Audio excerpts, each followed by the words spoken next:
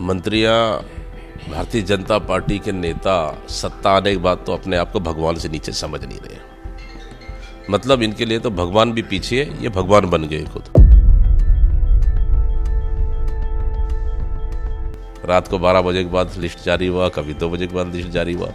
मतलब हम लोग का काम जब भी रात 2 बजे भी खत्म हुआ, उसके बाद हम लोगों ने तुरंत लिस्ट जारी करने का काम। देखिए क्या है, टिकट नहीं मिलने के बाद कि मेरे से ये पैसा लिया गया, मेरे से ये कोई तो ये छेड़छाड़ किया, मेरे से तो कोई ये गाली गलौज किया, मेरे से तो कोई ये अभद्रता किया, वो कॉमन सी बात हो गई। एक मतलब क्या बोलना चाहिए उसको, वो परमानेंट हो गया वाला बात। सभी लोगों ने बैठकर चयन समिति में बहुत सारे नामों को कोशिश की है कि सिंगल कर ले। हालांकि एक वार्ड में 10 दावेदार है, तो 10 को तो टिकट दे पाना संभव नहीं है। तो इसलिए हम लोगों ने कोशिश की कम से कम 95% पारदर्शिता से हो। और आज ठीक है, कुछ 1-2 जगह नाराजगी हुई और उसके लिए हम लोग जिला कांग्रेस अध्यक्षों को निर्देशित कर दिए हैं, सीनियर नेताओं का टीम बनाएंगे। किसी भी पार्टी के लिए प्रत्याशियों के चयन की जो प्रक्रिया होती है वो काफी जटिल होती है।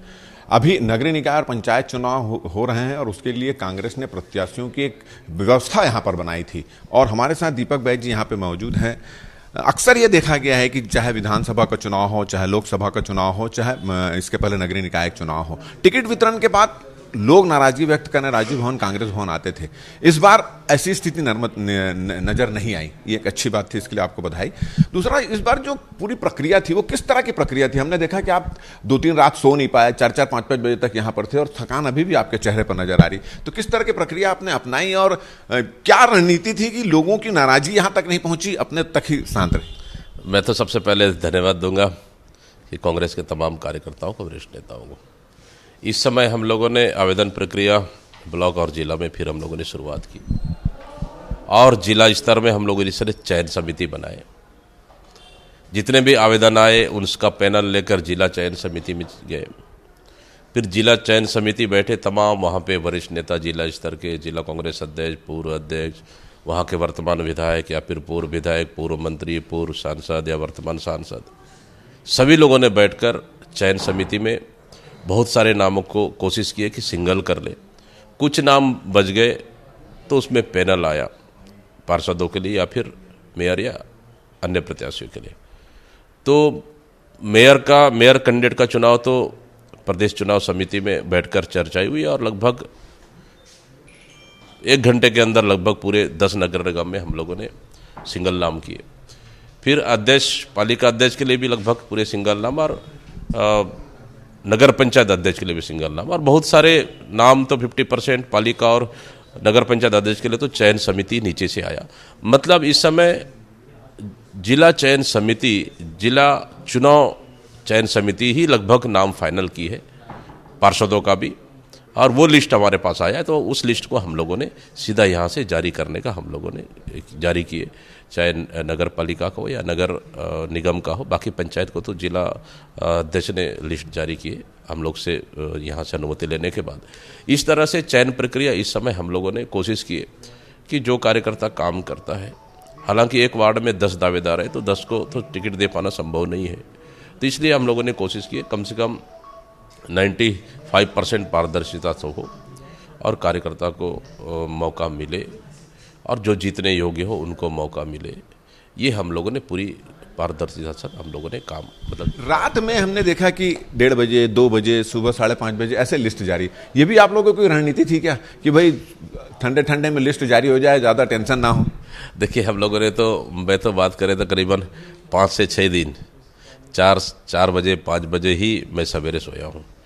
मतलब 3000 से ऊपर, 3000 से 3200 टिकट बांटना है तो हमारे लिए भी आसान काम नहीं था, बहुत कठिन काम था। लेकिन नीचे के हमारा जिला कमेटी ने हमारा काम बहुत आसान किए, इसलिए कहीं ज़्यादा दिक्कतें नहीं आई। लेकिन ये अच्छा ये कि देखिए कार्यकर्ता समझते हैं कि टिकट एक को मिलना है, लेकिन यह है कि टिकट वितरण के बाद भी कहीं तनाव का स्थिति कहीं पे भी किसी ज़िले में नहीं रहा। और आज ठीक है, कुछ 1-2 जगह नाराजगी हुई और उसके लिए हम लोग जिला कांग्रेस अध्यक्षों को निर्देशित कर दिए हैं, सीनियर नेताओं का टीम बनाएंगे। नाम वापसी तक उनसे चर्चा कर नाम वापसी कराएंगे अगर कहीं डबल नॉमिनेशन हुआ है तो। इस तरह से हम लोगों ने पूरी रणनीति के साथ, कभी तो रात को 12 बजे के बाद लिस्ट जारी हुआ, कभी 2 बजे के बाद लिस्ट जारी हुआ। मतलब हम लोग का काम जब भी रात बजे 2 बजे भी खत्म हुआ, उसके बाद हम लोगों ने तुरंत लिस्ट जारी करने का काम किया। एक चीज और पूछना चाहूंगा कि वरिष्ठ नेताओं का, जैसे बोलते हैं कि कांग्रेस में हाईकमान का काफी प्रेशर रहता है, आपके भी बहुत वरिष्ठ नेता हैं यहाँ पर, उनका भी कोई प्रेशर था? उनकी कोई पसंद नापसंद का भी ध्यान रखा गया था? क्योंकि नेचुरली होता है ना कि उनके भी यहाँ पे समर्थक। देखिए, चयन समिति में तो प्रभारी माननीय सचिन पायलट जी की उपस्थिति में हमारा प्रदेश चुनाव समिति की बैठकें हुई। 10 नगर निगम में तो कहीं कोई पेशोपस नहीं थी कि कहीं विवाद की स्थिति रहे या कहीं पे तनातनी की स्थिति रहे, किसी नाम में कोई पेंच फंस गया है। सबको पता है कि लगभग 1 से 2 बहुत सारे नगर निगमों में तो सिंगल नाम करके भी लाए और ज़्यादा 2 नामों पे डिस्कशन हुआ। दोनों नाम ए और बी दोनों बेस्ट हैं, सिर्फ हमको चयन करना है, तो दोनों नामों पे बस मुहर लगाना है, तो वो हम लोगों के लिए कोई दिक्कत नहीं थी। और नगर पालिका के लिए भी लगभग सेम स्थिति, नगर पंचायत के तो बहुत सारे नाम तो सिंगल आए। तो अगर नीचे से ही अगर नाम सिंगल आया तो हमें उनको चयन करने में कहीं कोई दिक्कत नहीं गई, तो इसलिए हम लोग चयन प्रक्रिया में कहीं भी कोई कठिन नहीं आया और लगभग सभी नामों पे सहमति बनती गई। तो एक चीज और देखा कि जब रायपुर की लिस्ट जारी हुई 70 उसकी, तो उसमें से कुछ जो आपके सीटिंग पार्षद थे उनकी टिकट कटी थी, थोड़ी नाराजगी आई, नेचुरली आनी थी। उसमें से कुछ पार्षद जो थे उन्होंने आरोप लगा दिया कि पैसे का खेल चला है। कुछ ने तो ये भी आपसे उम्मीद जताई कि भी मेरे को उम्मीद है अभी भी निर्णय करके मतलब फैसला वापस हो जाएगा और मुझको टिकट मिल जाएगी। ये स्थिति निर्मित हुई, खासकर पैसे वाली जो बात सामने है उस पर क्या?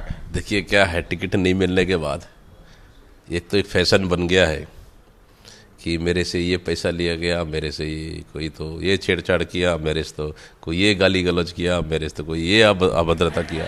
वो कॉमन सी बात हो गई, एक मतलब क्या बोलना चाहिए उसको, वो परमानेंट हो गया वाला बात, उसमें कोई दम नहीं है। देखिए, जहां हम लोग डायरेक्ट प्रदेश कांग्रेस कमेटी निगरानी रख रही है एक पार्षद से लेके मेयर तक का चुनाव का, मैं समझता हूँ ऐसा कहीं स्थिति नहीं है। और देखिए, नाराज होकर अगर कुछ भी बोल दे बिना तथ्य का, मैं समझता हूँ कि उचित नहीं है। ठीक है, अगर कोई भाई प्रत्याशी में कहीं ना कहीं दोनों 19-20 है, आखिर चयन तो एक को करना है, तो स्वाभाविक सा है। लेकिन छोटे कार्यकर्ताओं का चुनाव है और उनको चयन करना मेरे लिए इतना आसान काम नहीं था, क्योंकि सब कार्यकर्ता मेरे लिए सब उंगली एक बराबर है, लेकिन टिकट एक को देना है, तो मेरे लिए बहुत कठिन परिस्थिति रहा कार्यकर्ताओं का टिकट चयन करना, पार्षदों का टिकट चयन करना। कभी कभार तो मतलब दावेदारों को चेहरा, कभी उनके आंखों में आंसू निकलते देख तो कभी कभार मेरा तो दिल पसीज जाता था। मतलब बड़ा कठिन परिस्थिति रहा। बिल्कुल ठीक है, वो आपके चेहरे में थकान भी दिख रही है और थोड़ा सा आपके चेहरे से भी समझ में आ रहा है, आपकी बातों से समझ में आ रहा है कि बहुत सारे योग्य थे जिनको जो किसी कारणवश इस लिस्ट में ना पाए। एक आखिरी सवाल ये है कि कोरबा से एक चीज जानकारी मिली कि वहां मंत्री लखनलाल देवांगन के भाई चुनाव लड़ रहे हैं और आपके प्रत्याशी का ने नाम वापस ले लिया। इस तरह कोई धमकी चमकी की भी कोई शिकायत मिल रही है, दबाया धमकाया जा रहा है क्या शासन प्रशासन? क्या है, मंत्रियां भारतीय जनता पार्टी के नेता सत्ता आने के बाद तो अपने आप को भगवान से नीचे समझ नहीं रहे। मतलब इनके लिए तो भगवान भी पीछे है, ये भगवान बन गए खुद। इसलिए तो कभी भगवान, कोई तो राम का अवतार, कोई हनुमान का अवतार, तो कोई अवतार अपने आप को बता रहे। मुझे लगता है बहुत गलतफहमी में या घमंड में, और अपना सत्ता के पावर का दुरुपयोग कर किसी प्रत्याशी को डराना, धमकाना, उनको लालच देना और बंदूक की नोक पर प्रत्याशी को नाम वापस कराना, मैं समझता हूँ लोकतंत्र में गलत है। जनता के ऊपर फैसला छोड़ देना चाहिए। लोकतंत्र है, कोई भी चुनाव लड़ सकता है, जनता के ऊपर फैसला छोड़ देना चाहिए।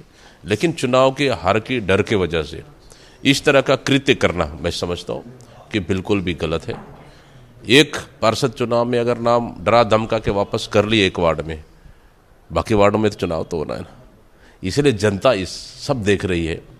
अब तो ये है कि कोरबा की बात बोलूं, अब एक महिलाओं को धरना दे रहे हैं, मंत्री जी से पूछ रहे हैं सवाल, वो बोल रहे हैं कि उठा के फेंकवा दूंगा।